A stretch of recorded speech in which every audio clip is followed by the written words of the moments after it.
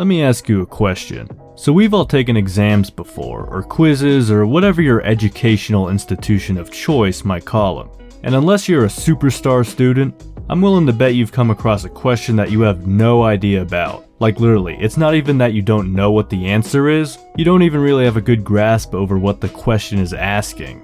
Now if you reflect on this feeling, how would you describe it? Is it a blissful feeling? Are you happy that you're filled with doubt? Heck no, it's pretty freaky, kinda anxiety inducing. I mean hey, you may even have a mini panic attack if your grade is riding on this test. Now with that sensation in mind, what if we applied this to other questions in our life where there's doubt? What's the best way to live my life? Which political party should I support? Is there a God? Är det så grymt otänkbart att fatta Gud med sina sinnen? Varför ska han gömma sig i en dunstkrets av halvuttalade löften och osedda under? Hur ska vi kunna tro på de troende när vi inte tror själva? Vad blir det av oss som vill tro men inte kan? Questions like these, our responses to those questions, and our actions in response to those responses are issues dealt with in Charles Sanders Peirce's essay, The Fixation of Belief.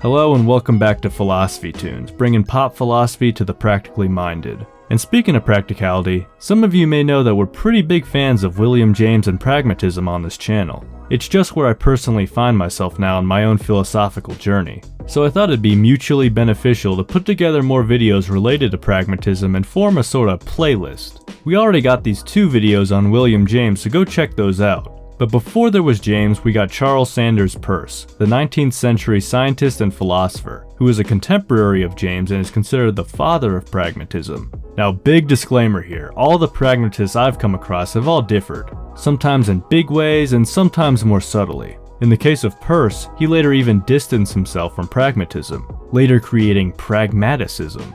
A video exploring all these differences of the pragmatists would be for another time, but hopefully you could start to notice some big differences between James and Peirce as we go through these videos. So let me do a quick and concise bio on Peirce because some of you may not know who he really even is. And I mean, I didn't initially. He isn't really talked about in modern internet philosophy circles. But I'm not really sure why, because this dude was pretty hardcore. He made contributions in mathematics, logic, philosophy, science, economics, linguistics, and I mean like at this point do I really have to go on? The guy is like condensing an entire school faculty into one dude. But yeah, he was also pretty weird apparently, but really, who in the world of philosophy isn't? So let's actually now get into the ideas expressed in this essay by first talking about doubt, inquiry, and belief.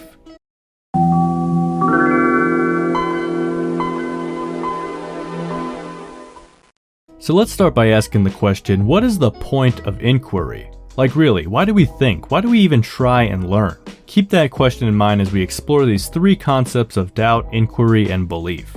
So what is doubt? This is pretty easy. Doubt is what happens when we're presented with a question or a confusion that we want answered. Seems pretty straightforward, but what Peirce really wants to emphasize is the psychological effect this can have on us, because doubt really doesn't feel that great. Doubt is an uneasy and dissatisfied state from which we struggle to free ourselves and pass into the state of belief. So think back to our introduction and the uncomfortable state that doubt can be. And one reason why it sucks is that it doesn't inspire action. We're in a state of inaction even when we need to act. It's like doing an exam, especially when it's timed, because that really sucks. You come across this question, you have 15 minutes left, and in that moment when you're in doubt, the minutes are just passing by, not being utilized. The feeling of believing is more or less sure indication of there being established in our nature some habit which will determine our actions. Doubt never has such an effect. So hopefully after all these quotes you get an idea of what believing means. Believing is what you want to change your doubt into. You want to go from a state of doubting to a state of believing. The reasons being the psychological sensations that we mentioned and also that call to action that isn't really present in the state of doubt. We generally know when we wish to ask a question and when we wish to pronounce a judgment, for there is a dissimilarity between the sensation of doubting and that of believing. But this is not at all what distinguishes doubt from belief. There is a practical difference. Our beliefs guide our desires and shape our actions. Now, it's not so much that believing in something immediately springs us into action. However, they do inspire a certain habit within us that will make us act in certain situations. For example, if you start believing in a religion, you may not spring into action being all religious immediately. However, maybe you'll go to a place of worship on that day of worship. Belief does not make us act at once, but puts us into such a condition that we shall behave in some certain way when the occasion arises. Doubt has not the least such active effect, but stimulates us to inquiry until it is destroyed. Did you notice the term inquiry used in that last quote? That's because inquiry is the activity that makes a doubt lead to a belief.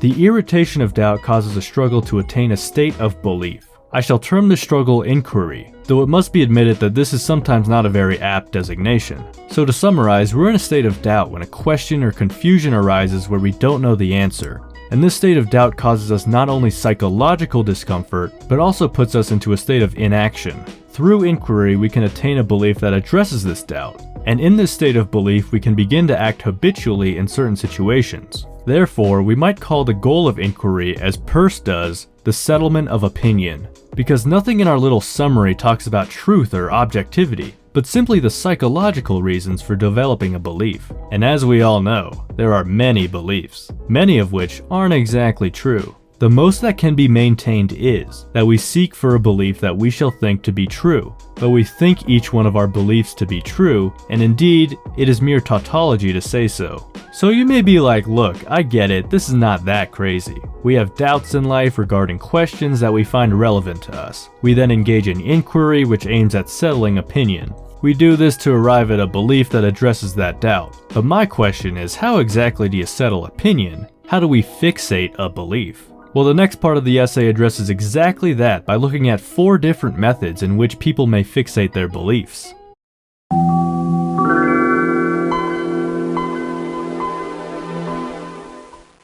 So let's first lay out these 4 methods of fixating a belief, and then we'll go into each one of them individually.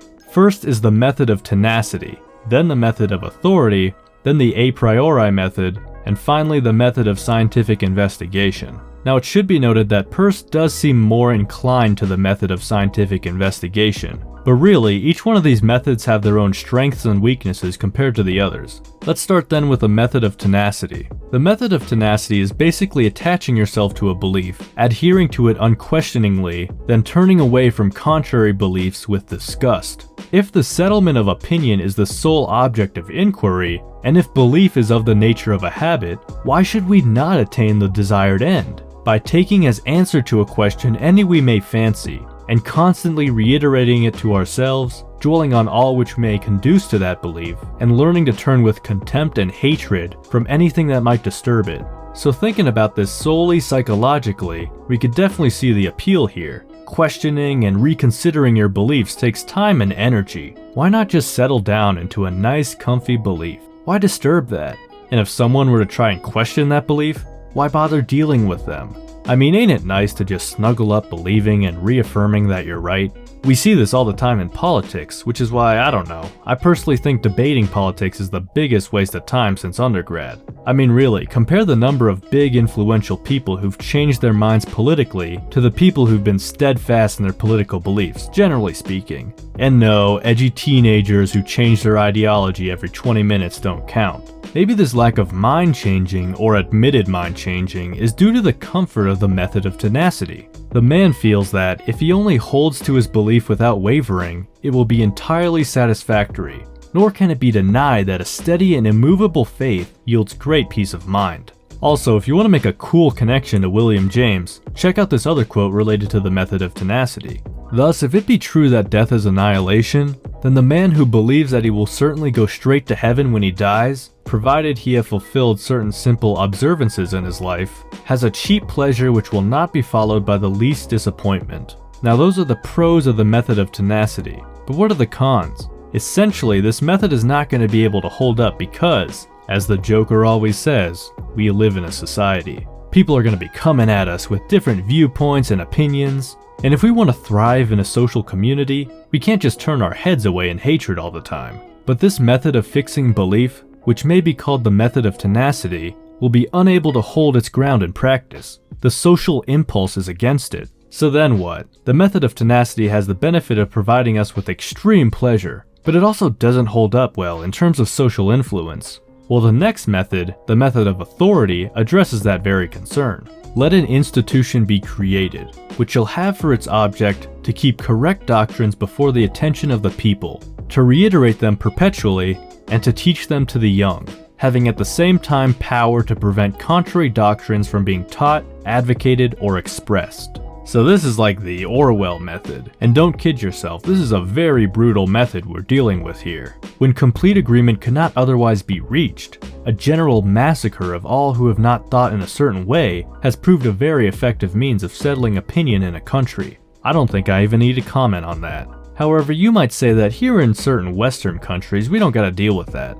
And although I'd agree that we aren't massacring people who disagree with a majority opinion, there's maybe more subtle means of bringing about the method of authority. The mainstream media, for instance, will push certain views while shaming others. The sharing of biased and false news has become all too common on social media. More alarming, some media outlets publish things that aren't true without checking facts first. Unfortunately, some members of the media use their platforms to push their own personal bias and agenda to control exactly what people think, and this is extremely dangerous to our democracy. And online, there's a lot of censorship as well. And that's not even mentioning places like Now this gives us a bad taste in our mouth morally, but what if we judge it, like the method of tenacity, on the basis of its ability to fixate belief? In terms of effectiveness, this might be one of the strongest methods. I mean, we all know the significant power of propaganda and forced societal beliefs. Throughout history, we've seen many civilizations use this method to create very significant works.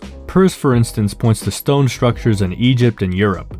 Overall, if you're looking at efficiency in fixating belief, the method of authority is pretty powerful. Its success is proportionally greater, and in fact, it has over and over again worked the most majestic results. So what are the downsides of the method of authority in regards to fixating our beliefs? Peirce first points out that you can't regulate all opinion. I mean, there's just not enough time or resources.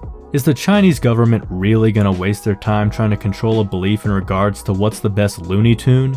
It's Taz, by the way. But the big problem is that a person in this society will look to either history or another country and see differing beliefs. And when you have a society that is pushing beliefs onto you and yet you see others living according to different beliefs, some doubts might arise in your mind. I mean, why not have doubts when the only justification for that belief is based on what others are telling you? So those are the pros and cons of the method of authority. The next method is the a priori method. Now some of you may be familiar with the term a priori, but for those who aren't, it basically means knowledge that is independent from experience. Some people like to connect it to rationalism. This is contrasted with a posteriori, which is knowledge that comes from experience. Now you might be wondering what exactly knowledge independent from experience is, and while that's another video in itself, let's see what Peirce has to say about it.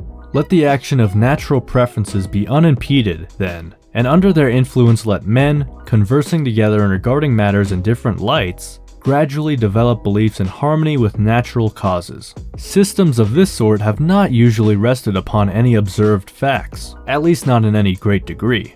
They have been chiefly adopted because their fundamental propositions seemed agreeable to reason. This is an apt expression. It does not mean that which agrees with experience, but that which we find ourselves inclined to believe. So Peirce sounds like he's expressing a bias towards empiricism here. But putting that aside, it seems like the a priori method, to Peirce, is based on coming up with beliefs through rationality and conversing with others to check those beliefs. Now as for the pros, although Peirce really doesn't sound like a fan of rationalism to me, he still regards it as the most intellectual method we've discussed so far. This method is far more intellectual and respectable from the point of view of reason than either of the others which we have noticed. Indeed, as long as no better method can be applied, it ought to be followed, since it is then the expression of instinct, which must be the ultimate cause of belief in all cases. As for cons though, Peirce notices that a lot of these more rationalist philosophers really are influenced by taste, and ultimately this is why they vary so much despite talking so much about universals. There's unfortunately not a lot written about the a priori method, so we could just move on to the last method, which seems to be Peirce's favorite, the method of scientific investigation. Peirce is going to be looking for something based not so much on internal rationalism, but on external things. To satisfy our doubts, therefore, it is necessary that a method should be found by which our beliefs may be determined by nothing human, but by some external permanency, by something upon which our thinking has no effect. Now, you may have a lot of questions from this quote, as I did. I mean, what's up with removing the human from the equation? Is that even possible? And what is this external permanency? Our external permanency would not be external in our sense if it was restricted to its influence to one individual. It must be something which affects, or might affect, every man, and though these affections are necessarily as various as our individual conditions, yet the method must be such that the ultimate conclusion of every man shall be the same. Such is the method of science. So let's try and wrap our heads around this. The problem with the method of tenacity was that other people would contradict our beliefs. So we can't just go out into the world and personally experience something that no one else has, or else we're still going to get that social contradiction. Perhaps then these external permanent things should be experienced by many people, almost taken to be a fact of life. Maybe the existence of water would be an easy example of this. But what exactly might this imply? There are real things, whose characters are entirely independent of our opinions about them. Those reals affect our senses according to regular laws, and though our sensations are as different as our relations to the objects, yet by taking advantage of the laws of perception, we could ascertain by reasoning how things really and truly are. And any man, if he has sufficient experience and he reason enough about it, will be led to the one true conclusion. Now, full disclosure, I have problems with this, and I imagine you might have some problems as well. Thankfully, Peirce does justify this position a bit more, but I think you should read the essay yourself if you're really interested in what he has to say. Furthermore, Peirce also lists the advantages that the earlier three methods actually have over the scientific method, so be sure to read through that as well. Hopefully, however, this video is able to provide a decent introduction and summary to Charles Sanders Peirce's Fixation of Belief essay, and hopefully this acted as a good introduction to pragmatism. If you got any value out of this video, be sure to like, subscribe, and hit the bell to stay updated for more videos. And I wish you all a beautiful rest of your day.